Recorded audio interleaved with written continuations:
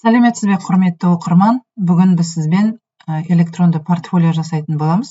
Жалпы электронды портфолио не үшін керек дейтін болсақ, бұл қазіргі таңда әрбір маманның толығымен жасап жатқан жұмысының нәтижесін көрсететін сайт ретінде қолдануға болады. Немесе оқушы да, студент те өзінің жасаған жұмыстарын осы электронды портфолиода жинақтап, оның сілтемесін қажет жерге жібере алады. Ал оқытушы ұстаздар болатын болса, байқауларға қатысатын кезде немесе жылдық есеп беретін кезде жалпы бүкіл жұмысы жасап жатқан, сонымен қатар оқушыларының, студенттерінің жұмыстарының барлығын осы электронды сайтқа тіркеп сілтемесімен бөлісе алады. Алдымен осы жерде менің портфолиоммен танысып көрейік. Суретімді қойдым, өзім туралы қысқаша мәлімет, мынау студенттеріме арналған нұсқаулық, сертификаттар ары қарай кете береді. Және осы жерде мына басты бетте көріп отырғандарыңыздай студенттер жұмысы деген бар. Яғни осы сілтемелерде олардың өздерінің электронды портфолиолары берілген. Ол бағаланатын жұмыс ретінде есептеледі. Баннерлер, яғни менің әртүрлі вебинар, семинарларда, конференцияларда қатысқан, өзіме жасаған баннерлер, сертификаттарым, қай жерде не өттім, сол жайында осы жерден көруге болады. Одан кейін дополнительно деп мына жерде біліктілікті жетілдіру, қай жерде не істедім, мысалы қандай курстардан өттім, сертификаттарымды қоюға болады. Жетістіктер, осы жерде курстарға қатысқаным және қандай жетістіктерге жеттім, қандай орын алдым деген сияқты. Енді біз сізбен осы электронды портфолионы жасауға кірісейік. Алдымен электронды портфолио жасаудың жолдары көп. Соның бірі Gmail арқылы осы жолды мен сізге көрсеткім келеді. Gmail почтаңыз болса тамаша, жоқ болса оны ашу керек. Google-ға Gmail почта деп жазамыз. Электронымен мына жерде тұр, почтаны басып. Осы жерде войти болса войти-мен, жоқ болса создать аккаунт дейміз. Атыңызды жазасыз. Атыңызды кириллицамен де жазуға болады. Фамилия не обязательно деп тұр. Туған күніңіз, жылыңыз, соның барлығын осы жерде жазып кетуге болады. Және осы жерге сіз почтаңызды өзіңіз қандай почта құрастырғыңыз келеді, соны жазуыңыз керек. Мысалға мен мына жерде көпеш деп көрейін. Көпеш. Ары қарай парольді ойлап табу керек. Пароль надежный болу үшін, сенімді болу үшін, ол жерде әріптермен қатар сандар жүру керек. Подтвердить, екеуі бірдей болу керек. 2023. Показать десеңіз көрінеді. Далее, резервный жазсаңыз да болады, жазбасаңыз да болады. Номер телефоны да міндетті емес. Міне дайын болды аккаунтым. Бұл жерде толығымен настройка жасау керек, сондықтан да мен дайын өзімнің аккаунтыма өте берейін. Электронды портфолионы жасау үшін бізге осы Google қосымшаларының ішінде сайты деген керек. Сайты дегенді ашамыз. Пустой файл дегенді басып, заголовок страница мына жерге портфолио немесе өзіңіз қалаған атауды жазуға болады. Түйіндеме дейсіз бе, қазақшалап мүмкін басқа бір атау ойлап табасыз. Мен электронды портфолио деп жазып қойын. Портфолио. Енді мына түсін өзгерткіңіз келсе, осы сол жағында изображение деген бар. Жұмыс үстелінен загрузить етуге болады, немесе выбрать деп осы сайттың өзінің бергендерін таңдай аламыз. Мысалы, мен мынаны таңдайын. Өзгерді. Енді осы жерде біз неден бастаймыз? Алдымен өзіміз туралы мәліметтен бастайық. Ол үшін оң жақтағы мынау құралдармен сіздерді таныстыра кетейін.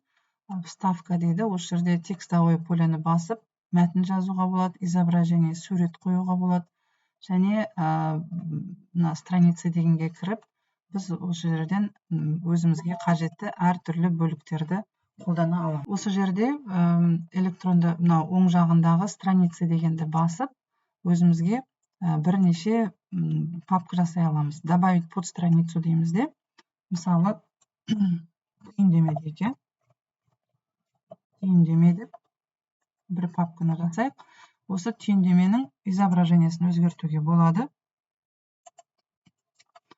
мына жерден қайсысын, мысалы мынаны таңдайық. Өзгерді. Жердегі мынау блоки контенті деп осыны алуға болады. Осы жерде де осы суретті өзіңізге жүктеп алғаннан кейін жанына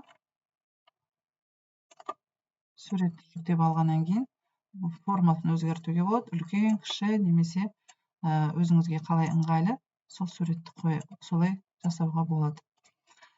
Осы жерде өзіңіз туралы қысқаша ақпаратты мен мысалы бұл жерде де дайын ақпаратты әкеліп қоюға болады, немесе жазып өзіңіз туралы менің аты жөнім деп бастайсыз, немесе жай ғана Көпеш Күлән Бейсенбайқызы деп солай бастадым.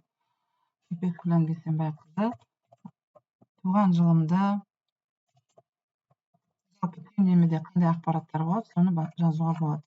Жақсы, енді келесі біз тағы да келесі ақпаратты қояйық. Ол үшін мына жерге тағы да бір бет ашайық. Добавить под страницу деп, яғни бұл жерге сертификаттарым, сертификаттар деп, қандай сертификаттар бар, менде соны қоя аламыз. Тағы да вставканы басып, мысалы бұл жерде бірнеше сертификат қоятын болсақ, загрузить, жұмыс істеуге бәрін дайындап алу керек алдын ала. Мына сертификатты қояйын. Бұны да өлшемін өзгерте аласыз. Мінекей дайын болды. Яғни осы сертификатты жазып ештеңке керек жоқ деп ойлаймын. Барлығы тұр. Келесі сертификатты қосуға болады. Көпеш деп бастық. Енді іздейік. Осы жерде мысалы жекпе-жек әдісі деген бар екен, соны таңдап алайық. Міне видео жүктелді. Яғни осы жерге бұл жекпе-жек әдісі, немесе осы видео не туралы екен, бұл видеода деп жаңағы видеоның не туралы екендігін жазып кетуімізге болады. Бұл видеода деп бастап ары қарай кете береді. Келесі тағы да бір папка ашуға болады. Міне түйіндеме, сертификаттар, жұмыстарым деген тұрды, шықты. Енді менің конференция, семинар, вебинарларға қатысқандығым туралы тағы да бір ақпаратты қойғым келеді. Яғни оны жай ғана баннерлер деп қояйын, мысал ретінде. Бұның да изображениесін өзгертуге болады. Қалаған осыны таңдадық. Енді тағы да вставканы алып келіп, мынаны таңдайық. Загрузить. Міне баннер деп тұр. Яғни бұл да менің жұмысым. Осы менің қатысқан вебинарым. Бұл жерде мен сөз сөйледім, презентация көрсеттім деген сияқты. Яғни бұл менің жұмысым болғандықтан осыны да қосамын. Осылай қоса беруге болады. Ары қарай страницы деп тағы да қандай ақпарат қосқыңыз келеді. Студенттердің жұмысы болса, оны да добавить под страницу деп, немесе оқушылардың жұмысы деп, оқушылар жұмысы, оны да қосуға болады. Мысалы менде ол алайық, мысалы.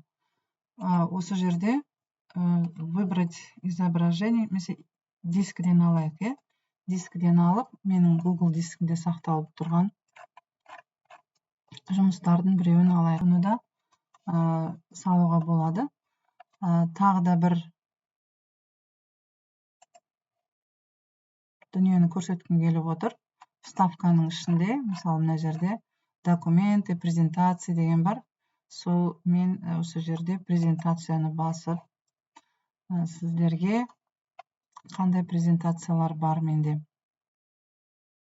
Мына жерде тағы да бір студентімнің жұмысы, мысалы Ұшқан ұядағы ер азаматтар бейнесі Қасым Талғатұлының жасаған презентациясы тұр. Осылай барлық жұмыстарын қандай жұмыс жасайды студенттеріңіз, оқушыларыңыз, соны қоюға болады. Бір страница, бір папка жасап, осы жерде мен бақылау жұмыстарын қойғым келіп отыр. Бақылау жұмыстары бұлар да менде Google дискіде бар. Google дисктен алып, қазір вставка, загрузить, выбрать на диске дегенді басам. Осы жерден, мысалы мына жерде мені бірінші бақылау жұмысы дейді. Осыны таңдап алайын. Ары қарай тағы да қоса беруге болады. Солай, осымен біз барлығын жүктеп болғаннан кейін, енді главный страницаға баратын болсақ, қараңыз. Түйіндеме, сертификаттар, жұмыстар, баннерлер, оқушылар жұмысы, бақылау жұмыстары деп тұр, осылардың барлығы бар. Енді бұны біз қалай жіберуіміз керек? Енді біз бұнымен бөлісуіміз керек. Ол үшін мына жерде міне адамның суреті бар, кішкентай кнопканы көріп тұрсыз. Плюсы бар, соны басып түймешікті черновик деп тұр, бұл енді черновик емес. Бұны все, у кого есть ссылка дегенді басамыз. Все, у кого есть ссылка, готово. Көпектеп менің өзімнің аты-жөнімді жазып қояйын. Опубликовать дегенді басамыз.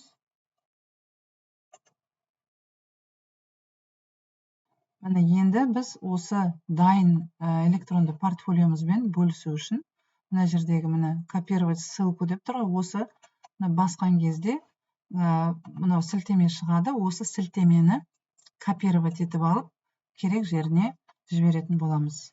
Сонымен, құрметті оқырман, егер де сізге осы видео сабақ ұнаған болса, лайк басып, пікір жазып, және келесі видеоны жіберіп алмас үшін өзіңізге қоңырауды қойып қоюыңызды сұраймын.